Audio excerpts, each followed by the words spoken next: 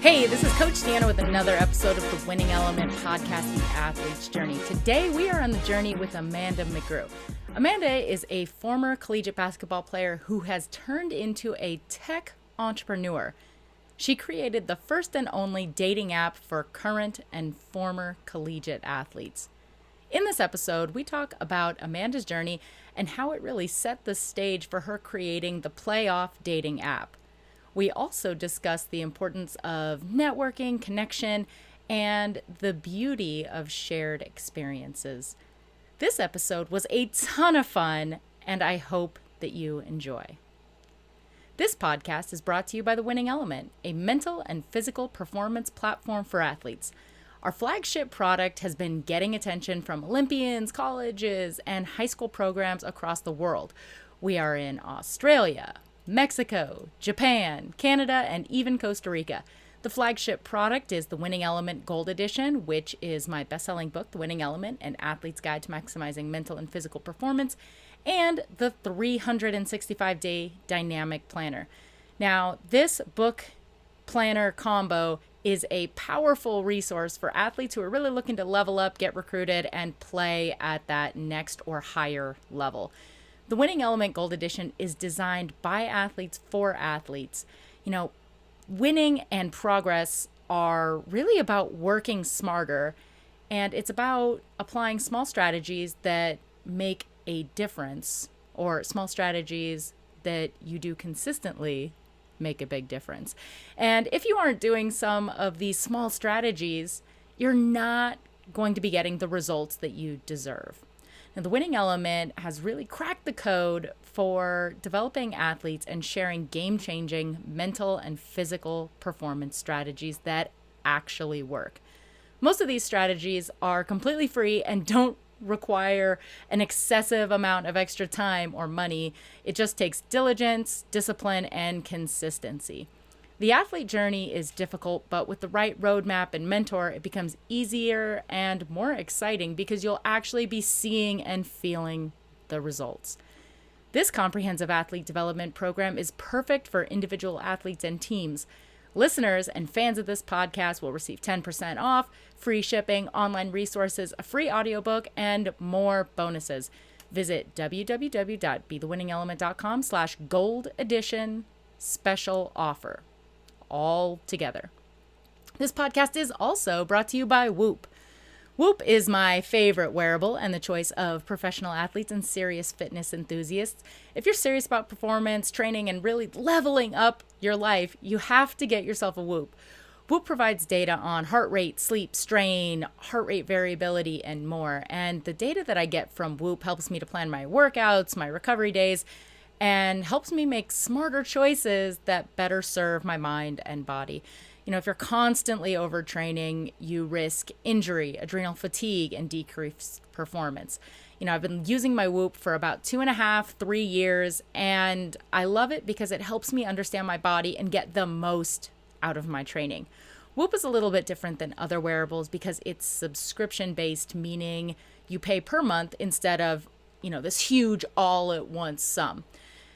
They just released Whoop 3.0. It's supposed to have better battery life. It's got a lot more features. And I haven't gotten mine yet, but I'm excited to do the upgrade since I'm one of the founding members. So you can get one free month of Whoop by going to www.BeTheWinningElement.com/Whoop, and that's spelled WHOOP.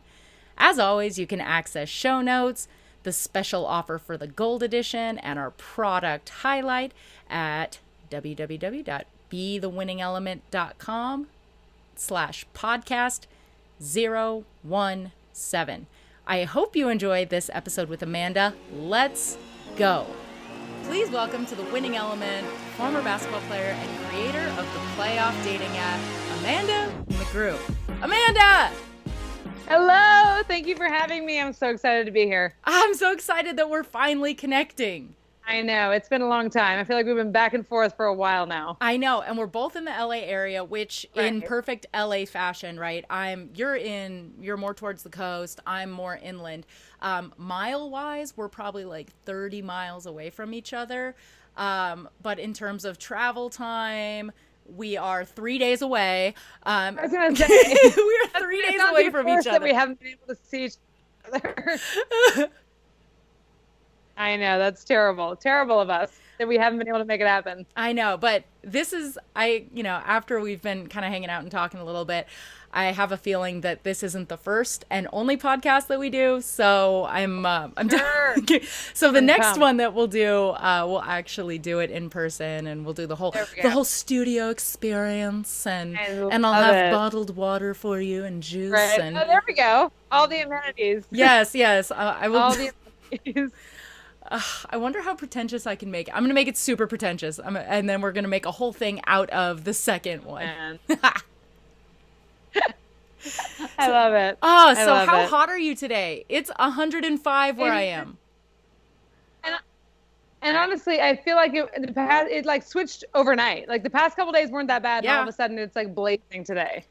Blazing would be an understatement. I am sweating.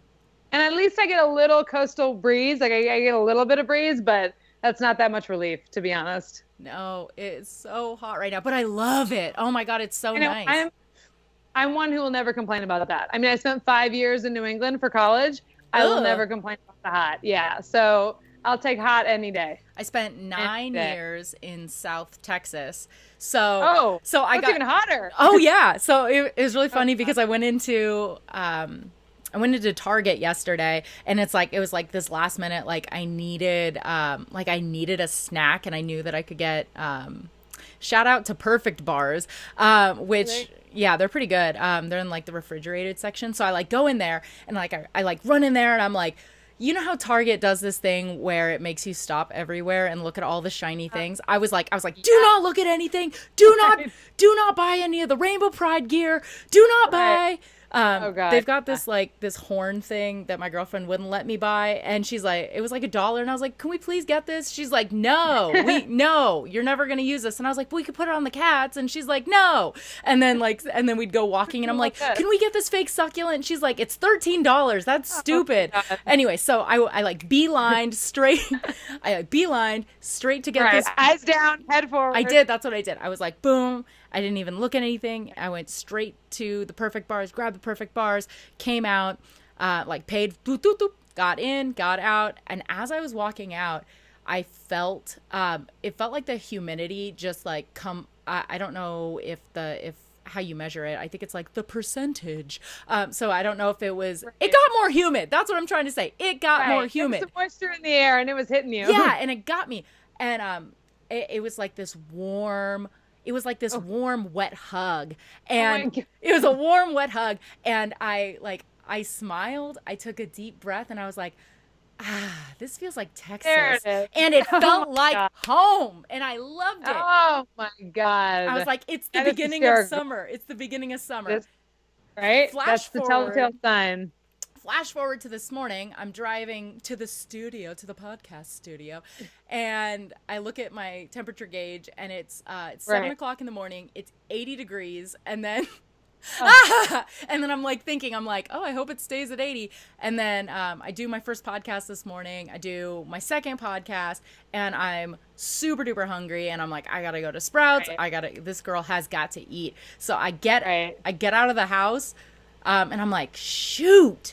It's burning in here. And then I get in the car, I turn on the car, and it's like 105. And I was thinking, I was like, oh, well, that explains it.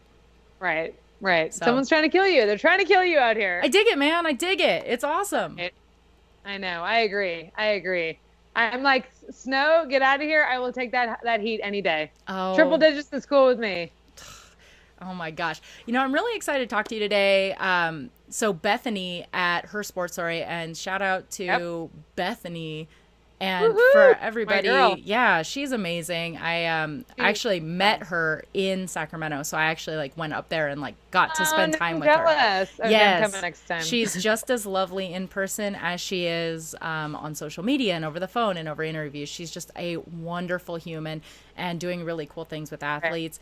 And I know that she was the one who connected us and was like, hey, you guys are within 30 miles of each other. You guys need to get together. Right. You need to support each Make it other. happen. Make this happen. And that's kind of when it went on. And, you I know, love it. I've been seeing kind of like the explosion of content that you've been putting out, you know, just getting more in depth with the playoff dating app and just kind of seeing this vision just get more clear and the strategy just really start to shine and birth itself. So I'm really excited to hear, number one, about your athlete journey, like how we got here, obviously, and then I'm excited to dig into the app, talk about what I like about it, talk about what the future of that is. But let's get rolling with your athlete journey. Okay. So, I mean, as I think back, I feel like basketball has kind of been my life and has kind of taken over my life since I was a little kid. I was one of 4 kids, and we were kind of just like, we were like the sporty family in town. Everybody was like, everyone knew it. We were all 2 years apart. Everybody was close in age. So we were constantly competing. And that's kind of where the whole love of competition came about. My sister was a softball player. She ended up playing at Michigan State. I ended up going through high school and getting recruited and ended up going to the University of Rhode Island, which was awesome. I remember they were taking me on a recruiting visit, and it was like September, so it was like super nice, sunny. Like, they got you. They got you. Like completely. It's like, well, did they get me, or was I just that stupid? Like I was like, oh my God, this is so beautiful. They took me to this like, you know, oceanfront restaurant and had this amazing fish. I was like, oh my God, I love this place. The beach is so beautiful. And they were like, yeah, you're going to love it. And then I got there and it was okay. October came and it's like 40 degrees. And I'm like, what is happening? You're like, what Everything is this is place? Dark. Everything is cold. I don't like this. And everyone's like, oh yeah, you have no idea what you're in for. Where did you grow grow up? Like, so you went from in Santa Monica. Oh yeah. So you went from Santa Monica to New England. Yes. As Santa a naive 18-year-old. Yeah. Okay, continue. Yeah. So I get out there and I'm like, oh my God. I mean, I love the people. I love the school. I love the coaches. I love all of it. And I'm like, this weather though, like, what am I doing? Like, I don't know if I can take it. And eventually it just kind of, everyone's like, you get used to it. And I'm like, you guys are all idiots. That's not true. Like, you guys are all lying to me. Sure enough, I spent 5 years out there, did not get used to it, but nevertheless, loved it so much. It was the greatest experience ever. I wouldn't trade it for anything. And I should mention that when I was 18, I couldn't think of anything better than getting out of California. So okay, yeah. I loved where I was from. I knew I was going to come back. I was like, I knew this was my hometown forever. Yes. But I got to see something different. And I think a lot of that is attributed to my sister who went to Michigan. It was like, she was ready to get out. You know, she was like, oh, I can do this. And she was recruited by a lot of other bigger schools and she had a lot more options. But when I saw her just freely bounce from home and it was like, oh yeah, I'm good. Like, I'm getting out of here. I was like, okay, I can do that. That's cool. Like, that's cool to have somebody kind of pave the way for you and almost show you that, hey, this is possible, this is successful. And you probably got to see her really grow as a person and as a player as a result of reaching out and branching out to a whole nother state. Absolutely. And honestly, it's like you hear I was like a junior when I was hearing her freshman year of college phone calls come into my house, and it was like, it's too cold, the coach is mean, or like whatever's going on. It was like, you know, and then she'd call and say these amazing things, or like, we won today, you know, whatever. And it's like, you hear the good and the bad, and you're like, oh my God, like, is she surviving? Is this okay? And you just start to realize, like, that's where people are growing up, you know, like that's the time in people's lives when they are developing. And I will say, like, I credit a lot of that to my parents not wanting to hold us back. You know, I know a lot of parents who want their kids to stay close to home. They want to be able to, you know, drive 20 minutes to every college game. And it's like, yes, that would be lovely, but there is also something, there is also something significant about being able to get out there on your own. And obviously I would have loved to have my parents at every college game, but you know, letting them kind of get me out there and spread my wings and, you know, letting me do that. It's like, that was so invaluable. And I'm just so grateful for them to have done that. You know, I know a lot of parents who don't look at it that way. So I'm so glad they did. But, so anyways, I finished my 4 years in Rhode Island. In the middle of my senior year, I ended up blowing my knee out. So I was able to redshirt. Okay. I had a medical redshirt, but I graduated that spring. So I ended up graduating with a degree in finance, which is hilarious and which iconic, is gross and awesome. Which is gross. Which is gross and awesome. Am I coming in handy right now? But actually hysterical that I ended up teaching PE. So whatever. Yeah, it's all coming full circle now. So I graduated with a degree in finance, and I basically my head coach at the time resigned, or he didn't have his contract renewed. So then a new coach came in, and I basically had to ask her for my scholarship back. And I remember going in thinking like, okay, this is just a technicality. I got to go in and check in with her and say like, hey, I'm going to use my 5th year. I'm going to stay here. And I went in, and I was still on crutches from my ACL surgery. And I go in and talk to her, and she was like, oh my gosh, like, I don't know how to break the news. I'm so sorry, but you guys have 7 girls six girls graduating, and we have like 7 or 8 girls coming in, like from our coach. Like she was like, we don't have a scholarship for you. And that hit me like a ton of bricks. I was like, you've got to be kidding me. What like, did you do? What was like the do? first thing? Like what? First of all, what was your? I want to see your facial expression. And for everybody who's listening to this, you can go on YouTube and watch this. But okay, what like? Was it like shock and tears, or was it just like open mouth, like I don't even know what to say to that? And then what did you do after? Or was she like, oh well, here's some ideas? Like what? You know what's funny? I've told many people this story. Nobody has asked like what was the immediate, like what did you do immediately after? And I'm like laughing to myself because I know exactly what I did, and I don't know if I've ever told anybody. So first of all, it was shock, and I wouldn't say sadness. It was like shock and anger. Like I was like, "How dare you?" I was so upset that I was like, "No, this has been my school for 4 years. You just got here. Like, what do you mean? What do you mean I can't come back?" Like I was so mad.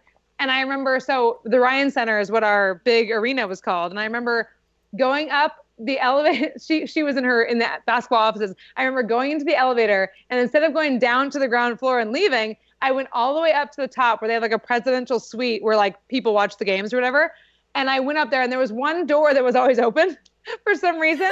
And I used to go up there and like watch the men's practices or like just hang out up there by myself. No one ever knew I was up there. And I went up there, and I sat up there on this couch, and I just laid on the couch, and I was like, what the hell is going on? Like, what am I going to do? And I remember thinking like, is my basketball career over? Like, do I just like chalk it all up and go home?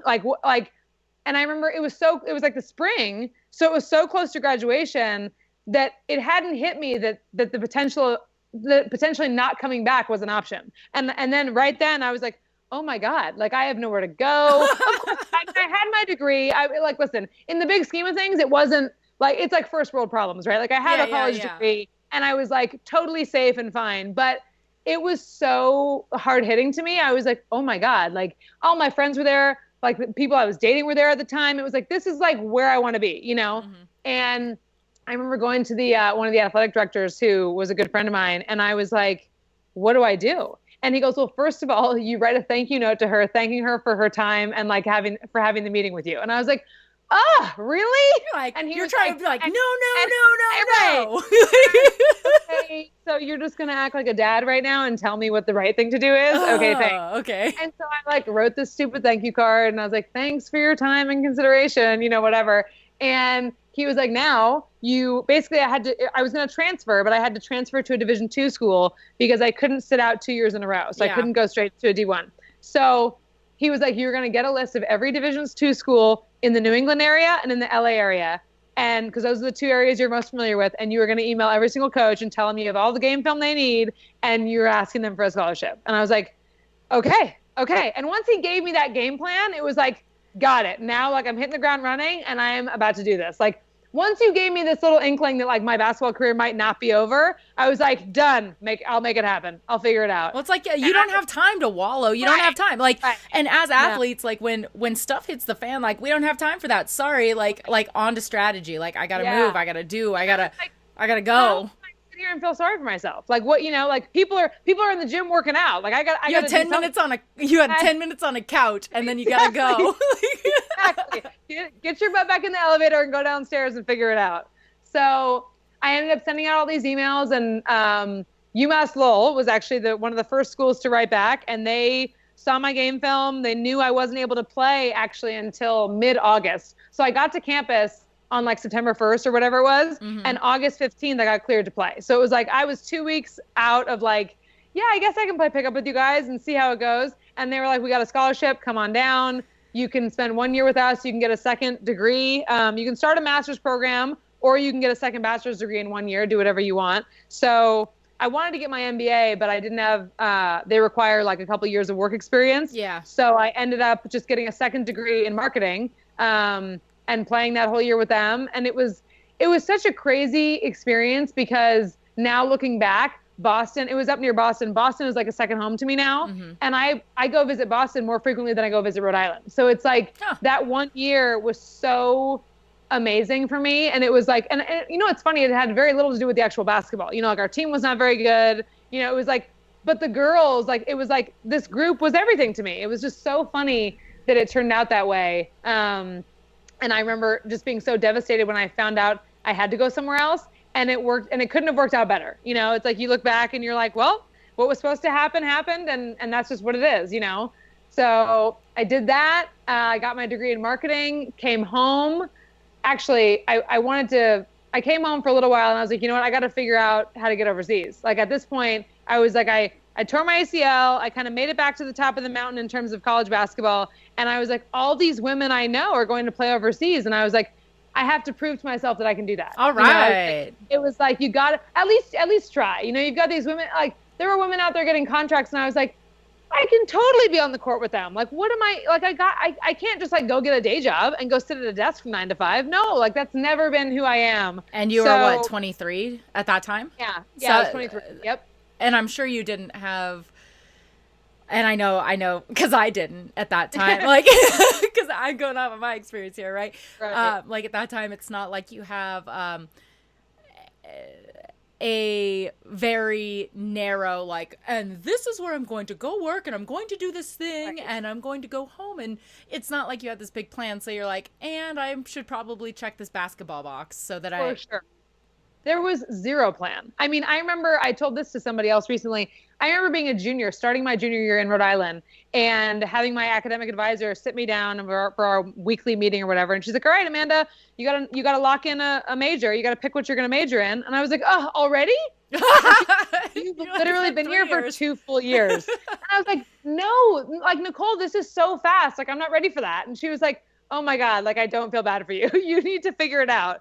And I was like, okay, well, like math is pretty easy for me. Like, let's just do finance. And she was like, this is not how that works, Amanda. Like, you don't just like pick out of a hat. And I was like, all right, well, let's just go with finance and see how it goes. I don't know, man. Like, I don't know where we're going to go. That would probably be really good advice though. Like, now, like, that's more relevant advice, right? You're like, listen, I need you to pick the most broad thing because you're gonna go get another degree anyway, or you're just gonna go get trained at a job. So you know what? Pick what you're most excited about, pick what you're gonna do well at, and pick what gives you the most skills. And yes, you can go out of a hat if you wish. Totally. I mean, if you wish, do it, girl. Do it. And I looked back and I was like, no one is ever gonna not need someone to help them take care of their money. So if I can figure out how to do that, like, it just seemed logical to me. It seemed like, okay, I've always been kind of that whatever side of the brain it is, where the person is like just very logical, very reasonable. Definitely left. Left. Thank you. Exactly. You. And it's like, I've always been the left-sided brain person where I'm so black and white, and it's like, there's a right answer and a wrong answer. So I was like, you know what? Let's go with finance. I can balance a balance sheet. I can figure that out. And all my teammates were like, oh my God, you're out of your mind. It was, and you know, we've all seen like athletes who are like, I feel like every college had that major that was like the athlete major, where it was like, oh yeah, they're just like focused on their sport and they're not really concerned about like, you know, what they're going to do after sports or whatever. And I think one of our sociology was a big one for a lot of our athletes. Really? But I mean, it wasn't Kines? Big one. Kines was not, because there was so much science. Like, it was so hard. You know, I had this thing for a long time, and, you know, everybody would be like, oh, you're an athlete. Oh, you know, you're probably going to be a PE teacher, or, oh, you're probably getting Kines. And I used to be, and, you know, this is like ego talking, right? Like, I used to be like, no, I'm getting a business degree. Like, no, I'm getting my degree in business, or I also got an MBA. So I was like, no, I got an MBA. Or like, I'd be so offended that they would think that I would do something as lowly and simple as being in sport, because I was in sport. And it was actually something that kind of like pushed me away from sport, which is kind of funny because like, boom, you know, I'm in sport. Here we are, but I had to take and I had to take a different route, and I guess that's like, you know, like you look back and you like connect all the little dots, but like that was a part of it, right? Where you look back and you're like, well, I don't want to do that, and I never want to be, I don't want to do that, because, you know, and I look at people now who have that degree, and not that I wish I had that degree, but the knowledge base there, like like there, it's not a BS as in bullshit. No, it's like degree. Intense. Not like there is a lot of science there, and no, it's difficult. Exactly. Like it's not just a kinesiology degree. Like there's so many more and beautiful things that are about that. But anyway, so you checked the I played overseas box, and then you were like, all right, I checked that box, now I can come back. And then what was, when you came back, did you go straight from playing overseas to going back to Santa Monica, or did you go back to New England, or how'd that? So when I came back, I went straight back to LA. And I remember sitting on the couch at my parents' house one day, and a good family friend of mine who's an athletic director at a nearby private high school hit me up, and he was like, listen, I know you're home, I know you're poor, and I know you've got all the free time in the world. You're going to come coach middle school softball for us. And I played softball through high school, but I was like, it was never like a huge passion of mine, but I was good enough at it to coach at the middle school level. Yeah. So I was like, oh my God, really? Okay, fine. So I get out there. I've got like 22 or 23 girls. I would say 18 of which have never seen a softball or put a glove on. I think we ended the season with like 2 broken noses, and like we were undefeated though somehow. Oh my God. And like won the championship. It was hilarious. And in those few months, I remember thinking, I could work with kids. Like, this is kind of fun. Like these girls are fun. They think I'm young. They think I'm cool. It's like, oh, this is kind of nice. You know what I mean? Like I was like, here we go. This is it. And he said to me, listen, we don't have any openings here for anything full time, but let me reach out to some of my athletic director friends. And he reached out to a guy at a school nearby, and it's a pre-K through 8th grade private school. And he was like, oh, we need a female PE teacher. So my friend is like, all right, could you teach PE? And I was like, you tell me. I don't know. I mean, am I qualified? You're like, can I? I don't know. Yeah. Sure you can. And he was like, yeah, I think you can do that. And I was like, I mean, yeah, what do I need to know? And I immediately thought back to my college teammates, 2 in particular, who studied phys ed and, like you said, kines, and they made 3 or 4 inch thick binders of like curriculum and nutrition and health and fitness and like all the things you need to teach somebody. And they slaved over those damn curriculum books. It was like a struggle. Did they give them to you? And they had to go student teach and all these things. And I texted them first, and I was like, guys, I got a job as a PE teacher at a private school. So at a private school, you don't have to have That's pretty cool. Exactly. So you don't have to be your credential, your teaching credential. Yeah. So they spent so much time trying to get it. And so now they were both PE teachers, and they both are awesome and doing great, and probably making way more money than me doing it. But I was like, oh my God, they're literally going to rip my head off, because I was the one like not going to class. Yeah. I'm like waking up, and they're like, oh my God, Amanda, you got a job teaching PE? That is such BS. So I ended up doing that. Jump to where we are today. This is now like 2 days away from the last day of school of my 8th year. Oh my gosh. So I've taught at this same school for 8 years. I was coaching high school basketball for the first like 6 of those years, where I would just like teach all day, and then after school go to this other high school, an assistant coach for a great basketball team that was like winning state championships. They still are. So which obviously program is it? I didn't have that much to do with it. It was Windward. Okay. Yeah.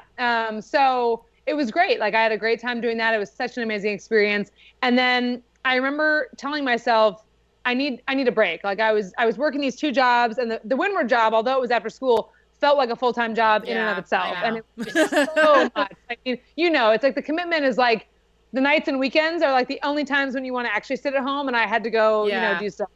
So I took a break from that. I think it was like 3 years ago. And that was when all these kind of like ideas started to creep into my mind. I was like, oh, the moment I like am able to sit still for a second, my mind's actually like thinking of things and wanting to do more. So it was just that I was like too busy at one point to even like let my mind go there. Yeah. And then I just kind of went on this tangent. And now I've got this damn app out, and I'm like, oh my God, how did this happen? This is so amazing. So yeah, that's kind of how the idea that's how I got the time for the idea of playoff to trickle in. But God, the idea of playoff came from my horrifying dating life. Yeah. Let's briefly dip into that. Yeah. Okay. Let's briefly dip into it. Which one? Which part? My horrifying dating life? Yes. That I know it's the more fun thing to do. Right. Let's see. So I got home, and I remember online dating being kind of like a thing. It was a thing, but it was still a little bit not frowned upon, but it was like a little bit of a sign of like desperation. How old were you at that time?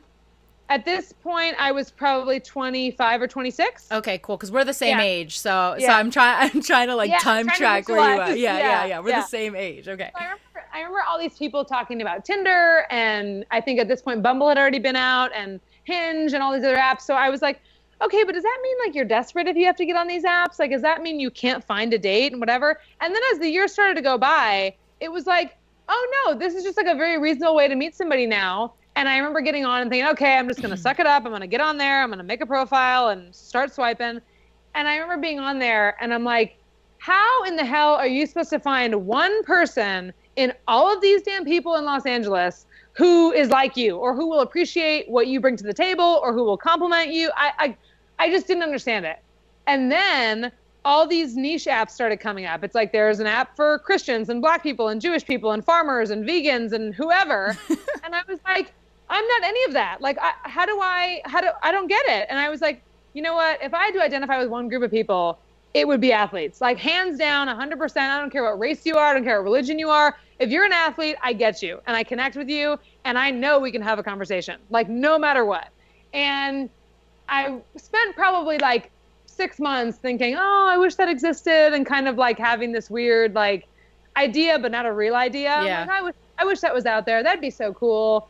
And then finally I was like, well, if it's out there, I want to be on it. So why don't you do some research and look it up and like get on your horse and start to figure this out.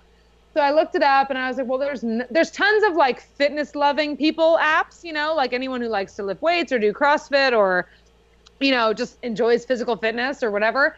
But there was nothing that actually verified your level of athletic competition. And I was like, you know what? I don't want to sound judgy, but in my experience, anyone who's played a sport beyond the high school level can appreciate what it takes, what goes into getting to that level. Whether you're playing in junior college or you're playing in the Olympics, you can appreciate the level of commitment that's required physically, mentally, emotionally, all these things to actually like pursue a dream that you have. That's not just kind of like, okay, it's sixth period after school, go play basketball because you signed up for it. It's like, no, this is another level, So I always kind of thought that athletes were special in that way, and competitive athletes were very special in that way. And I also knew that those were like my people, So I'd be on these apps, these generic apps like Tinder or Bumble or whatever. And if I'm swiping through a guy and he's got like some sort of action shot or like some sort of athletic, themed picture, I'm like, oh, I already want to know more. I already want to look and see what you're all about. And it was like based on nothing but the fact that you look like you could shoot a basketball, or you look like you can play. You're like, oh, we can play together. Oh my God, we could play. We could play together. So we could talk about travel and experiences. Right. And I'm like, you know what? It's not a coincidence that I'm giving these people some sort of second glance, because I feel like it's valuable. I feel like it's something that holds a lot of weight in my life. My athletic career, as I'm sure you can probably attest to, it's like, it's dictated the way I do almost everything. It dictates the way I communicate with people and the way I solve problems and the way I create relationships. And it's just like the way my work ethic and like the way I get things done. It's just like, I feel like it all trickles back to this one little seed that was planted inside of me a long time ago that I couldn't have been more grateful to have been put there. It's like the greatest thing ever. I know that some people would roll their eyes at that, but I'm like, no, I'm sure musicians get along better with musicians. I'm sure, whatever. It's just having that kind of, that shared life experience that I think is so powerful. And just kind of knowing what you've been through. So anyway, I was like, you know what? I think I'm going to try to do this. I think I'm going to really try. And I had some money saved up, and I was like, this is what's going to happen. And I was like, I'm not coaching anymore, so I have the time. And my parents were like, dude, go for it. Like, my dad had kind of joked with me about like, what are you saving up all this money for? Like, why don't you go do some fun stuff? Why don't you go travel here, travel there? And I'm like, I don't know. I mean, I'll find something for it. And sure enough, when that popped up, he was like, that's what it's for. That's what it's for. And I was like, oh my God, we're going for it. So I remember just like, I mean, I was like blindly reaching out to people on LinkedIn, like developers, like, hey, I have this idea. Can you make it? Like, if you can, how much would it be? I was getting numbers between like $20,000 and like $150,000. And I was like, oh, this might never happen, guys. Like, I don't know. Like, and it was just kind of such a cool learning experience because I had no knowledge of any of this kind of stuff beforehand. So it was like, wow, and once I sent those emails out, I think I got some responses and I realized, oh, this is going to be a journry. Like, oh, this is going to be. Like you just don't push play and it happens. Right. Like, I didn't know. This is a multi-year commitment. Right. This is a process. Like, this is, and like the amount of people who you're going to have to meet in this process to even get the app launched is like going to be exponentially more than what you ever thought, you know? And honestly, that was overwhelming and a little bit intimidating, but also kind of cool. You know, it was like, I was kind of stuck teaching PE and I love teaching PE, but I knew it had kind of run its course in the sense that like, I felt like I wasn't being challenged in the same way anymore, that I was like, I need a little bit more, like I need a little more action right now. And this was exactly what was going to provide that action for me, you know? Oh my God, how fun. You know, I downloaded the app, like 2 days ago or the other day. Right. I downloaded the app and I was like, oh, this is going to be interesting because, you know, I'm going to have to tell my girlfriend about this later. You know, like she's going to, and like we have so much like love and trust. So, like she doesn't, like, it doesn't matter. She doesn't care. So I get the app and I'm like, okay, cool. Now you got to go through the process so you can talk about this with her and so that you can provide feedback and tell people what you like about it. And, you know, like not just be like, tell me about the app and then be a douche and not go do it. So I'm like, no, I'm going to go do this. I'm pretty sure a lot of people just don't do it. I love that. So I was like, I'm going to go play with it. You're right. Honestly, hardly any people do it. I know. And that's why I got you. So, I went on and I was also kind of curious about the verification process. Like I know that that's kind of like the big thing that sets you apart from and is like kind of like the value add is that, hey, we're verifying that these people via roster. And this is easily accessible information that's on the interwebs. And this is easily accessible. Super simple. Yeah. Which, you know, hats off to you for having the foresight to see that and also like put that in there. Cause I think that that's kind of a cool thing. So like I go in there, I download the app, you know, get the app, do my thing. And I start, do the profile. I, you know, submit my verification. And then I'm like, ooh, I wonder when I'm going to get verified. I wonder how long it's going to take. Okay.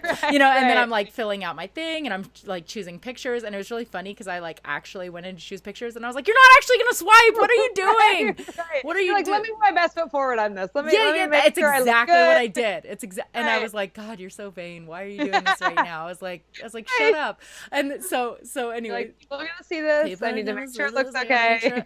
And more, I was thinking, God, there's some, because the lesbian community is pretty, you know, it's pretty small, and in LA, it's very small. It's already a small group, and I'm like, God, I'm gonna like run into somebody I know, so like I don't want to just like have something weird on there or nothing. And then they also know that I'm in a relationship, so then they're gonna call me and be like, hey, Deanna, are you looking for a third? Or hey, Deanna, are you being douchey? Or like, I don't know. I didn't want to deal with it. Explain yourself, right? So I didn't want to do that. So I went on there, I did it.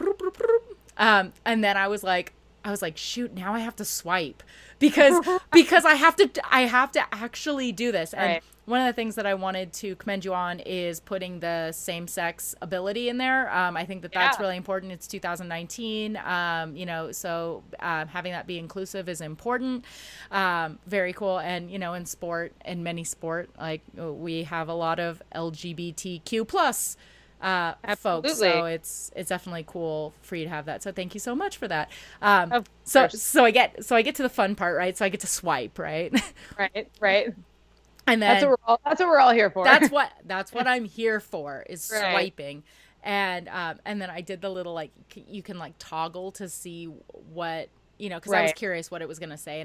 And honestly, I didn't know if it was going to be right or left. And it'd been so long since I had to swipe on anything. And I don't have any friends who are dating right now. Cause like one of my favorite things and when I was a little bit younger is I used to like, when I was in a relationship and then my friends were dating or were in the dating app, and I'd be like, can we go swipe together? Cause I'd want to do the swiping cause I think it's fun. Or I'd be like, oh, this person seems interesting. Oh, they look like they're, anyway. So it was like a whole thing for you. Yeah. Like this is a fun thing, right? It's kind of like a menu of like people you can connect with, the right? entertainment value is great. Oh yeah. And just people, they're so interesting. And I've always been, really excited to get to know people and their stories and like, oh, look, this is what we're doing now.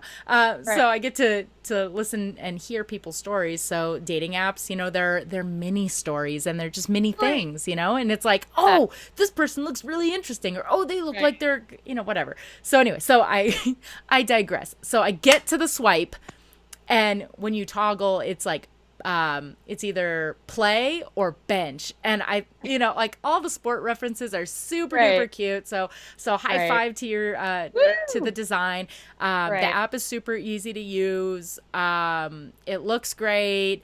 The profile is easy. The barrier to entry is very low, or like that bar of like how laborious is this gonna be? I don't want to take my time. So all that stuff's really cool. So I go and I like and I was like, oh, you shouldn't, because I was swiping, right? So I was like, oh man, I should not click play on anybody, because what if they click play on me, and then I have to explain that I have a girlfriend, and then I have to explain that I know the owner of the company.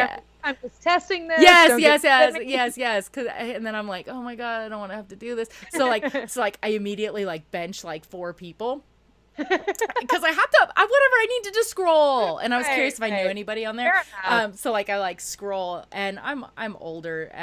So, and I think I don't think I'm the avatar for you. I think 32, it's probably like 26 to like 30 is probably like your hot spot. Like a sweet spot. Yeah, for sure. Yeah. So I know that we are slightly outside of that. So I'm like, all right. So I like opened it up to like 25 to like 32, because I was like, I want to see who's out there.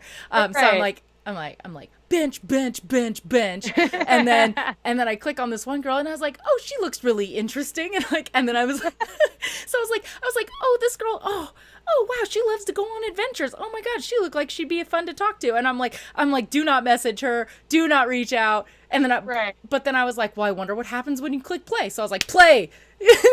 You're like, why not? I was like, well, why not? Like that, like the worst thing I say is I know the owner, and I was doing some research, and you sound like a cool person. If I see you out, great. Friends. Like, yeah, exactly. Right. Like, and I have no guilt in making new friends. Right.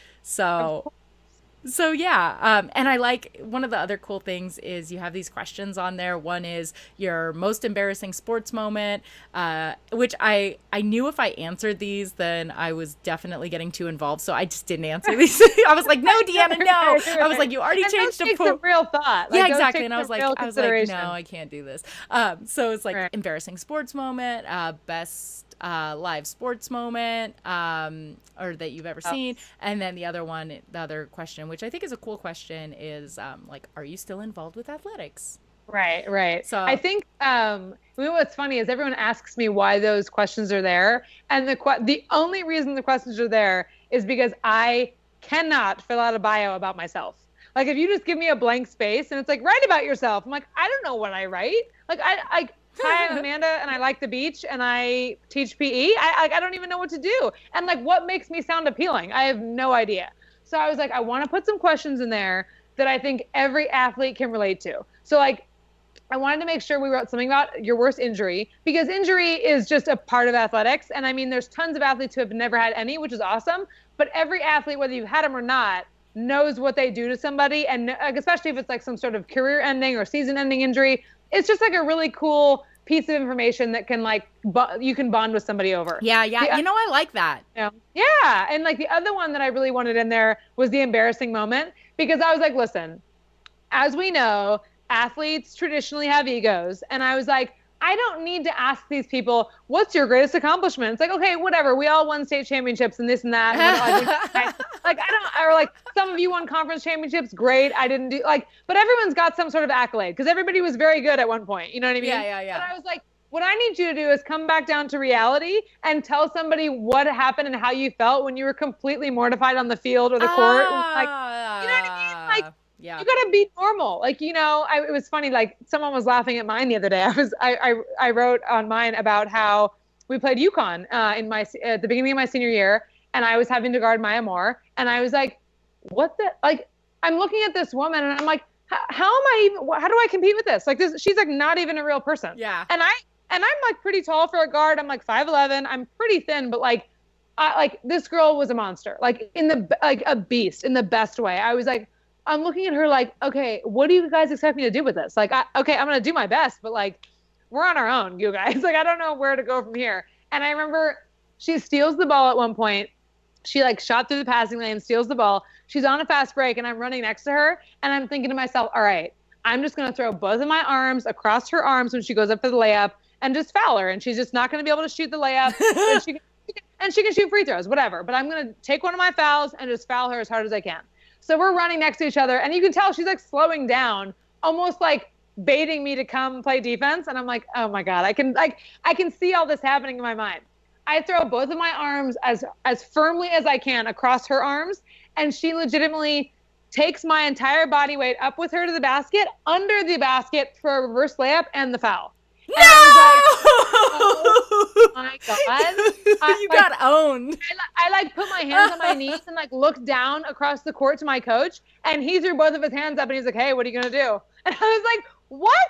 Like, I know I'm not that light. I was like, I weigh a decent amount. Like, I threw my entire body weight on this woman, and she was like, yeah, no thanks. Like, I'm going to go ahead and brush you right off my shoulders. She's like, I'll carry you through and dunk you at the same time. I was like, oh my God. So I knew, like, I had to put that up there. I was like, that was the perfect example of, like, cut you back down to size, remind you that you're not all that, and, like, we've all done great things, but those embarrassing moments are the absolute best to me. And if I read through some of them, like, some of them are hysterical. Like, maybe that's what I need to do. Maybe that's what next time I get to spend like 10 minutes just kind of hanging out with girlfriend, maybe I'll be like, hey, do you want to swipe with me? And we'll make some new friends, and then we'll read embarrassing moments, and maybe we'll open it up to the guys too, and then we can read theirs just so that we can read it, and we'll just bench everybody and not have any conversations. Value for the whole thing is so high. It's so good. Oh my God. Okay. I'm definitely, because when I'd go to other people's,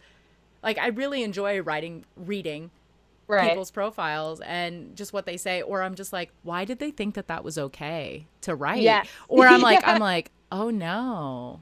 And people are reading this, right? Like, you do know that's how this works. Yeah. Like, I was like, oh man, like, wow. Zero shame. It happens. Yeah. Okay. Totally. So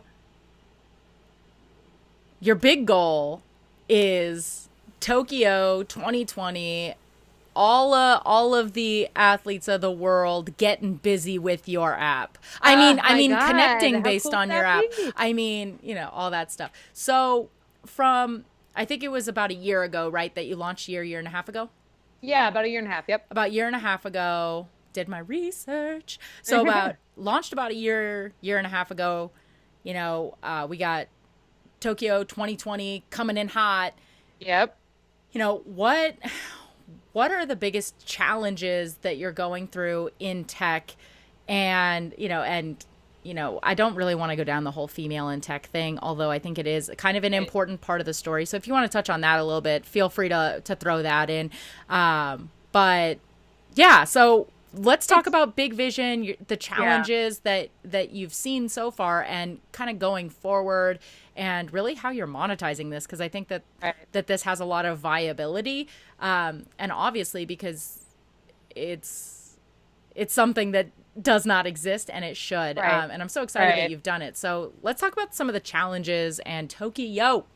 I know. Okay, so I basically posted about Tokyo. It was probably like 1 or 2 weeks ago for the first time, really like saying it out loud and kind of wanting my followers and my friends and family and anybody who saw the video to just be able to like hold me accountable. So like That's cool. to say that I've had this idea in my brain for a long time, but like unless I put it out into the world and tell people that's what I want, no one's going to be let down if it doesn't happen. Yeah. And so if I put it out there, it's like, yeah, now you guys can be like, oh, whatever happened to that? And it's like, yeah, like I need to stick with it and kind of keep my butt in gear a little bit. So I put that out there. The feedback was absolutely unbelievable. People were like reaching out and you know, tagging publicists and PR people, agents for different Olympic athletes, and like just trying to get anybody involved. It was like super, super cool and exciting. And also it kind of lets you know that like, wow, my network does kind of, you know, branch out a little bit wider than I thought. You know what I mean? It's kind of cool to see that. And to see how many people are even willing to help. You know, it's just like,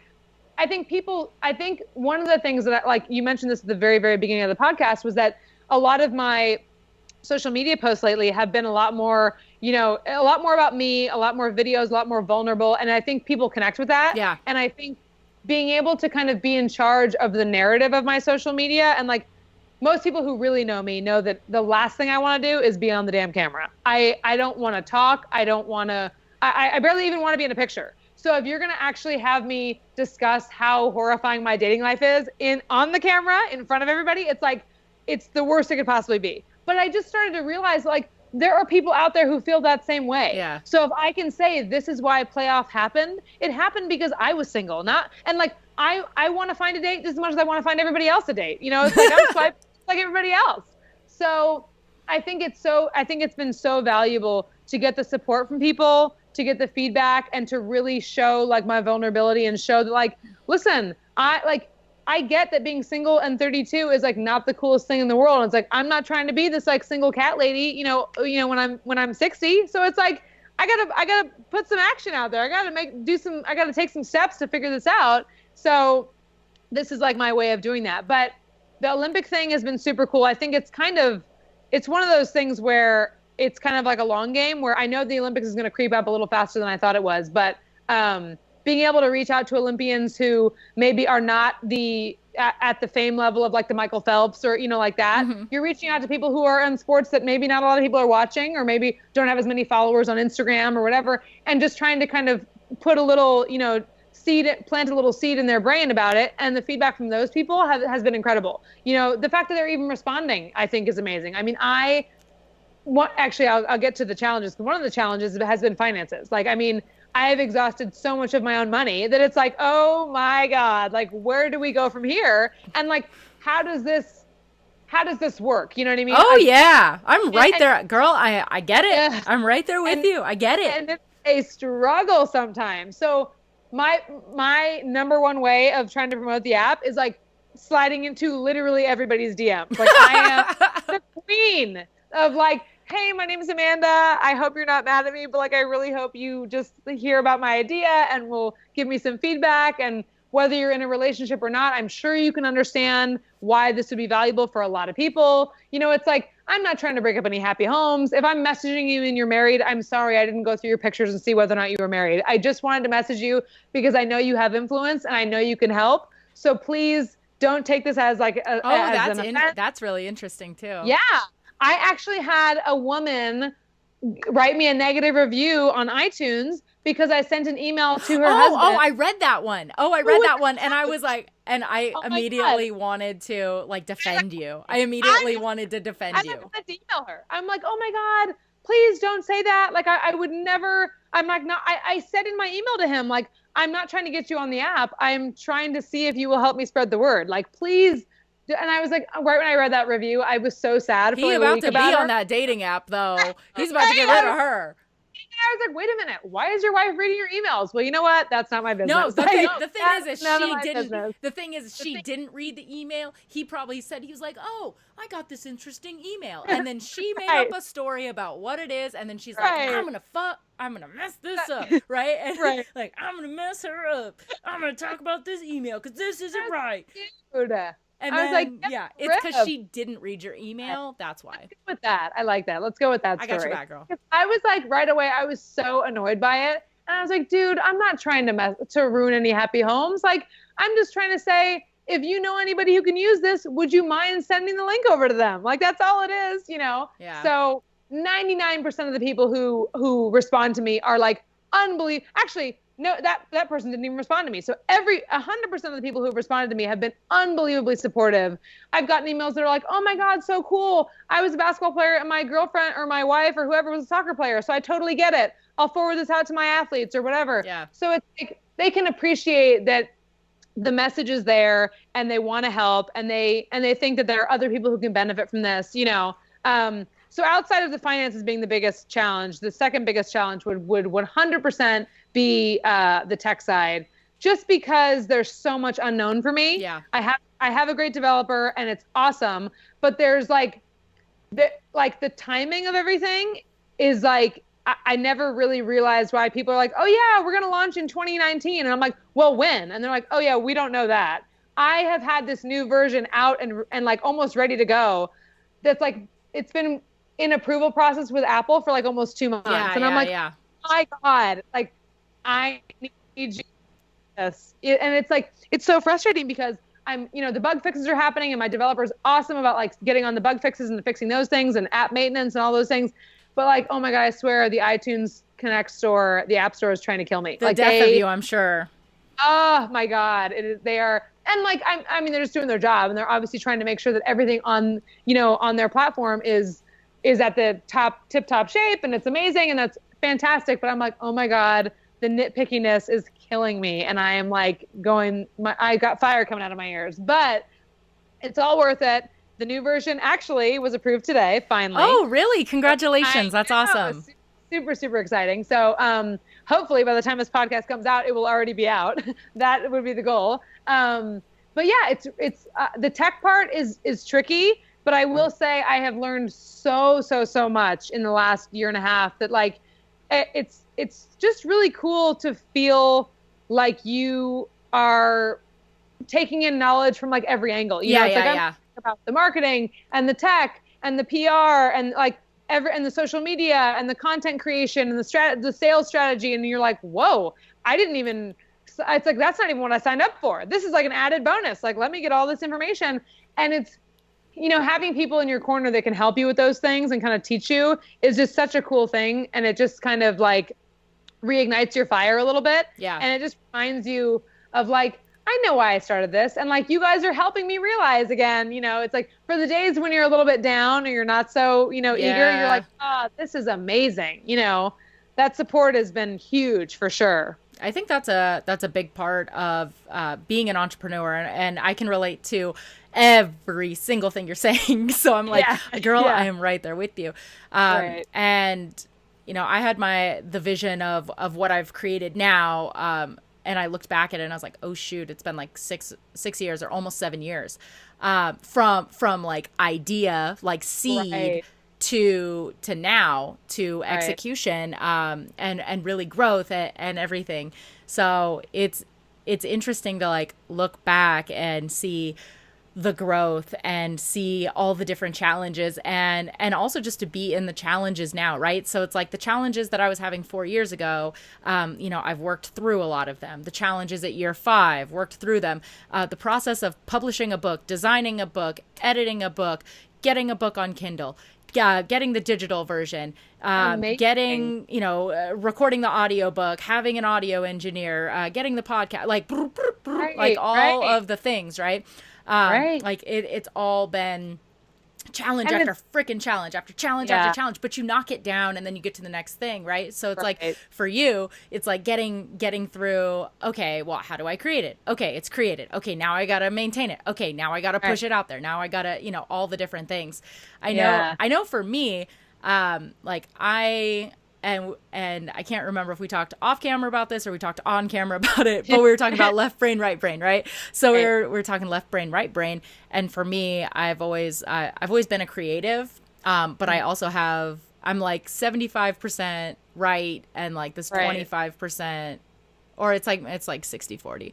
It's like doop doop doop. It's always there. But I'm always like thinking of new ideas and things to create and design has always been something that's been like in my back pocket, and it's always something like aesthetic is just something that I really enjoy.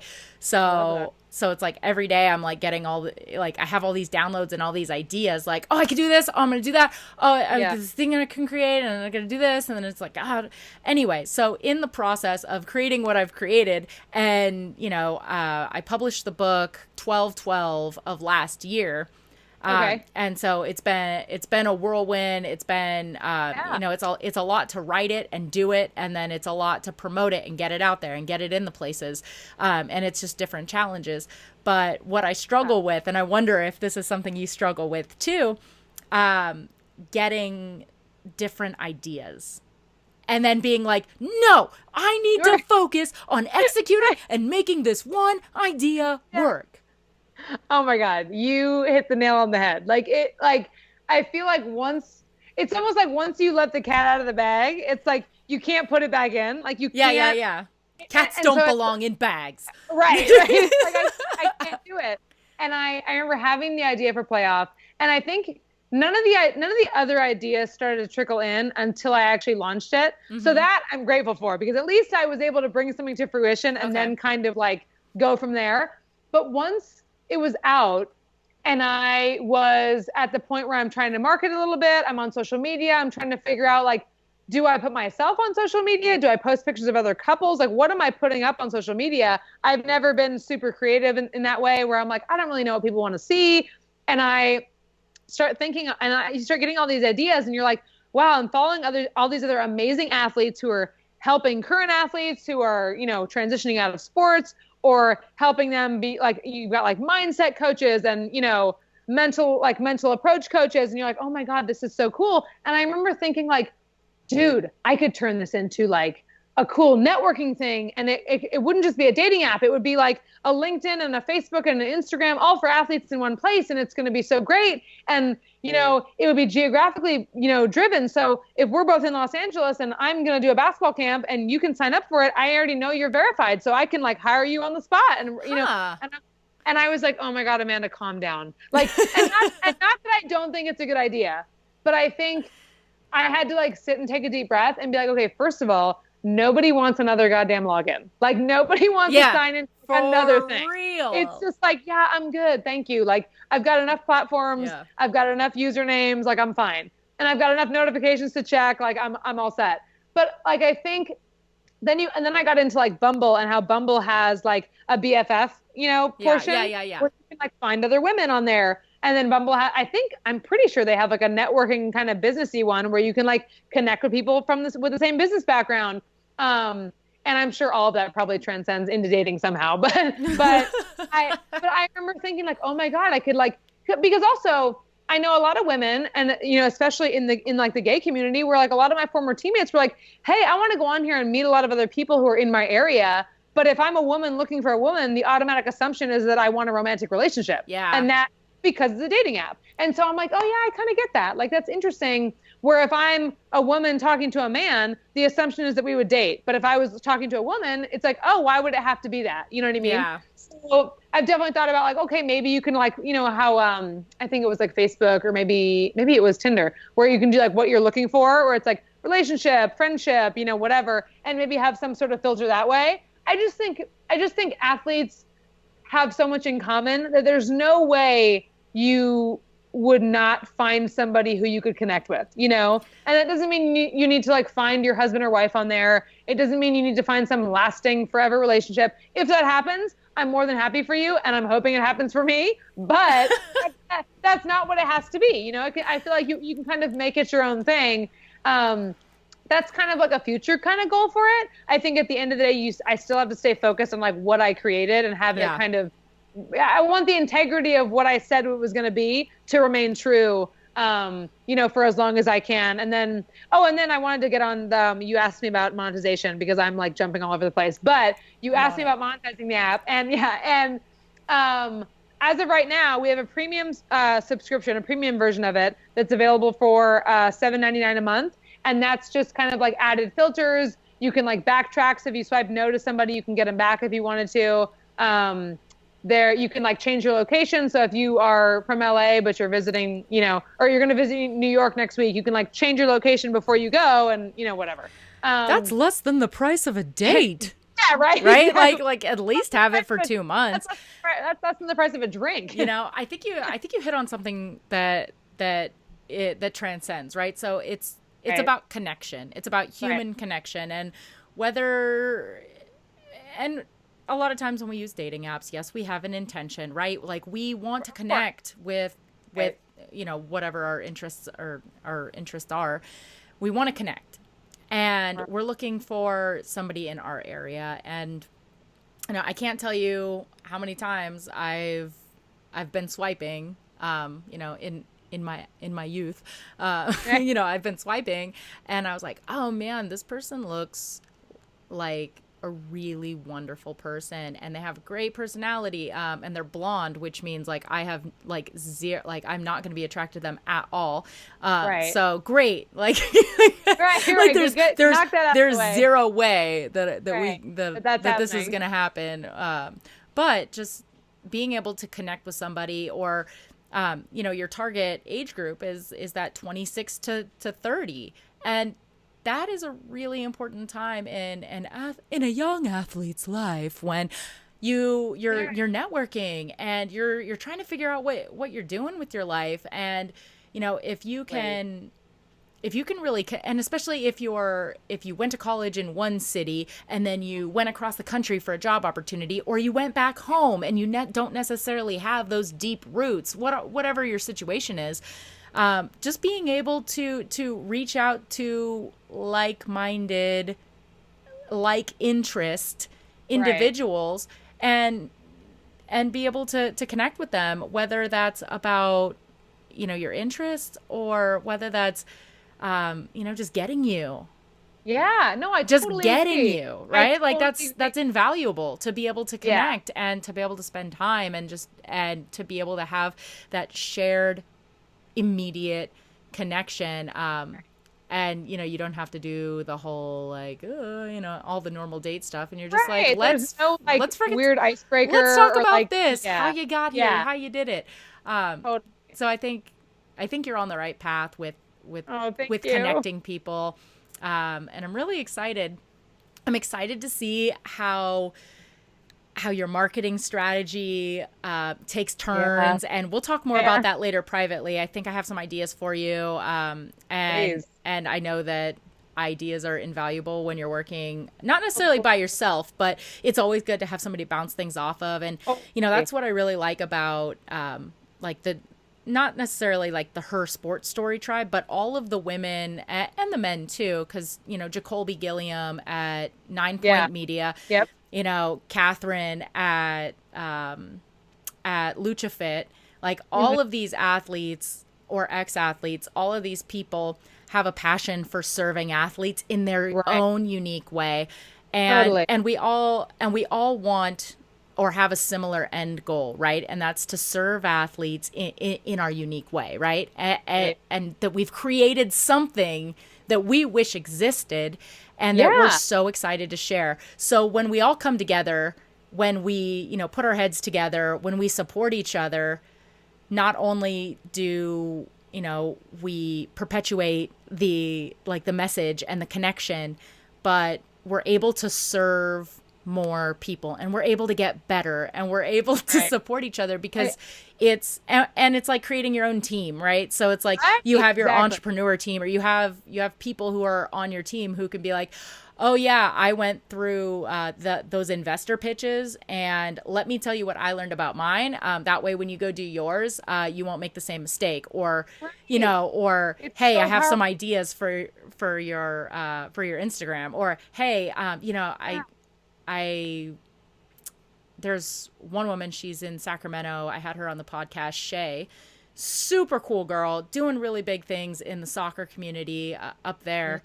And I've been recently working with the LA Parks and Recreation Department, doing like sessions for them. So not like actually working as a job, but like working as like a contractor that goes in and does stuff. And I was like, hey, you need to go to the Sacramento Parks and Recreation Department. You need to ask for this type of a person. You need to go have this conversation. Good. And she was just like, how do I think you goes, yeah. Oh my God, you just you just blew my mind. Thank you. Like everything she yeah, needed. yeah, it's like everything she needed. And I love that. And I was fortunate to get pushed that way from somebody else. So we really, like, we have big goals. We have big dreams. We want to connect. We want to help each other. We want to support each other. And we can't do it alone. And each of us trying to make our difference, we cannot do it alone. Right. We need people.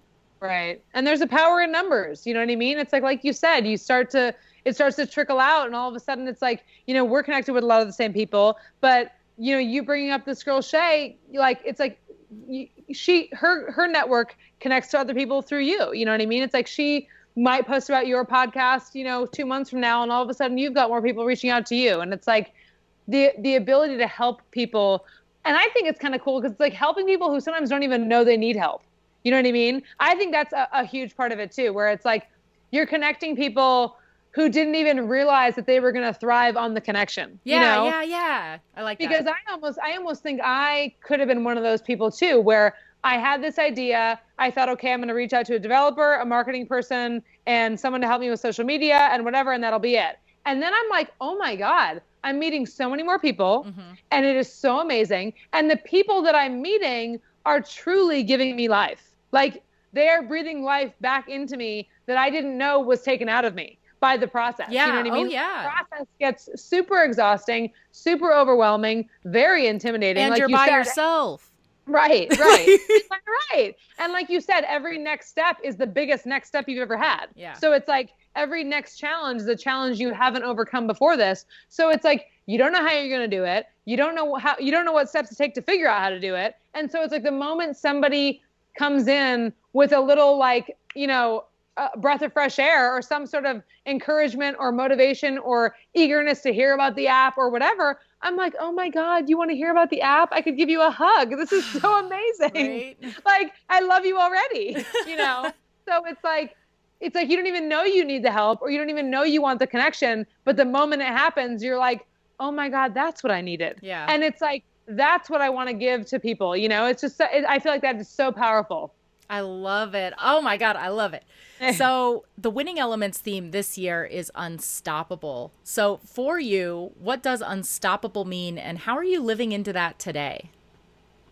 I would say unstoppable means the idea of like putting your head down and kind of like being in Target, putting your head down and looking straight ahead and not getting distracted. It's like you like holding yourself accountable, having everybody in your corner hold you accountable, and like this doesn't end until we get to the end point. I know it's all about the journey, but if we don't figure out how to put 10 toes to the ground and just move forward every day, and like you said, even if it's the next challenge is tough and you go one at a time, and even if it's like minute by minute, it doesn't need to be, okay, let's look forward to the next year and let's get to the Olympics in 2020. No, I'm going to reach out to 50 Olympic athletes today, and that's my goal. And it's like, even if that goal, okay, am I reaching out to the thousands and thousands of athletes who have ever been in the Olympics? No.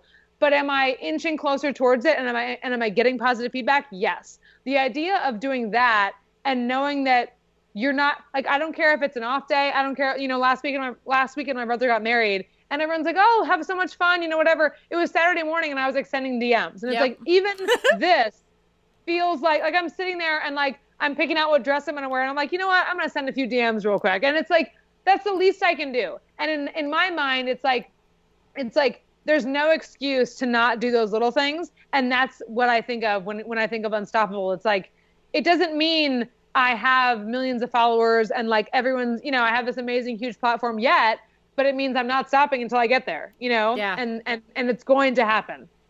It's coming, girl. It's coming. I love it. So as we bring this podcast to a close, what's next for you, and where can people connect with you, and where can they get the app? So let's see, what's next for me is hopefully I'm going to get this dang new version out, and I'm going to be so excited and so pumped. And I'm just going to let all of our users know that we are, we're inching closer and closer to about 10,000 users. That's cool. Yeah. So congratulations. Thank you. That's a milestone, and that's freaking amazing. Congrats. It's super exciting. So our biggest pockets right now are probably not coincidentally in my two spots, LA and New England. But we've got great pockets all over America right now, and even overseas, to be honest. I mean, overseas obviously is much more spread out, but it's super, super cool to see people signing up in chunks in different areas. Oh, that's cool. But yeah, my Instagram is @playoffdatingapp. The Twitter account is @playoffdating. And you can email us if you have a question or anything at marketing@playoffdatingapp.com. Beautiful. Well, I hope you, the listeners, enjoyed Amanda's journey and that you'll continue to come back to this podcast to become inspired by the stories and empowered by the strategies shared so you can level up, unlock your true potential, and enjoy your own journey. I am so grateful for your attention, and I hope that you got something special out of this episode. Make sure you follow Amanda and the Playoff Dating app on Instagram, even if you just enjoy swiping like I do. Please subscribe and leave us a 5-star review. And don't forget to tell your teammates and friends about this podcast.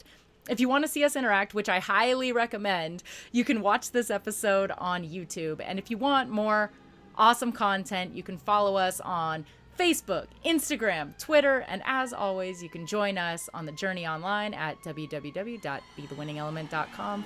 Until next time, train with purpose, play with passion, and seize the day every day.